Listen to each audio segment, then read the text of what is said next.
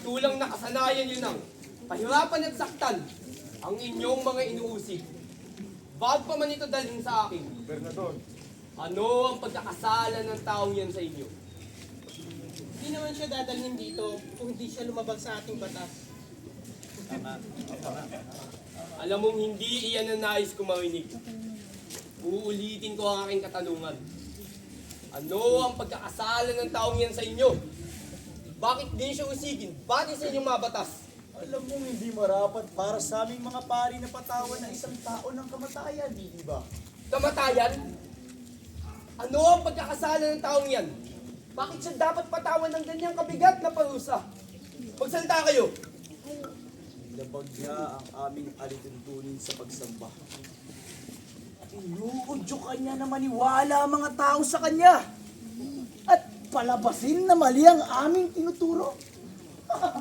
Isa siyang talibandas.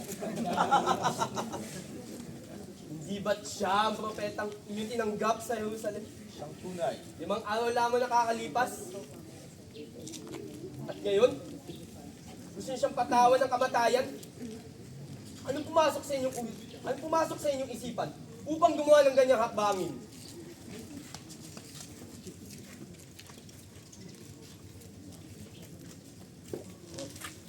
Mahal na gobernador, pagpaumanin ninyo, hayaan ninyong ako ang magpaliwanag.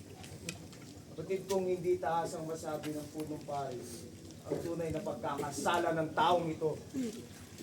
Pinuno siya ng isang mapanganib na grupo na nag-aaklas sa Imperyo Romano. At ipinapamalita na siya raw ang anak ni David, na siya raw ang Mesiyas, ang haring magliligtas raw sa mga Hudyo. Kaya ganyang pinipigilan ng kanyang mga tagasunod na huwag magbayad at buwis sa emperador.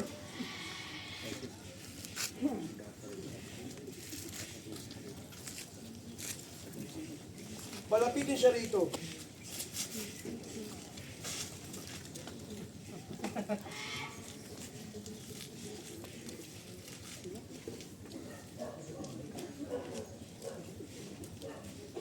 Ikaw ba ang haring mga Hudyo? Ang katanungang bagyan ay nagmula sa iyo. O marahil narinig mo ito sa iba. Sa baong Hudyo upang mabatid ang ganyang mga bagay? Ang mga pari, ang mga taong iyong pinapangalan.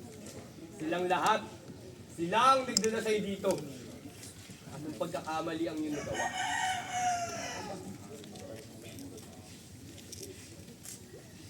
Ang aking kaharian ay mula sa kalangitan. Kung sa iyong palagay, ako'y nabibilang rito. Merong kayang gagawa sa akin ng ganitong klaseng pagmamalupit.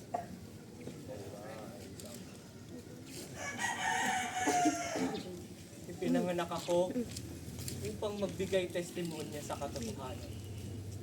At ang lahat ng maniniwala ay siyang makakarinig ng katotohanan. Kung ganoon, ano ang katotohanan? Kabalik mo siya.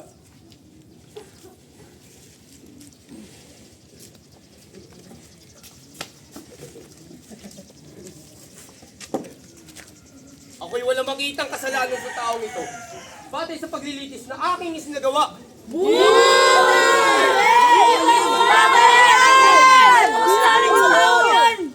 Ang taong ito ay isang Galilean, hindi ba? Siyang tunay.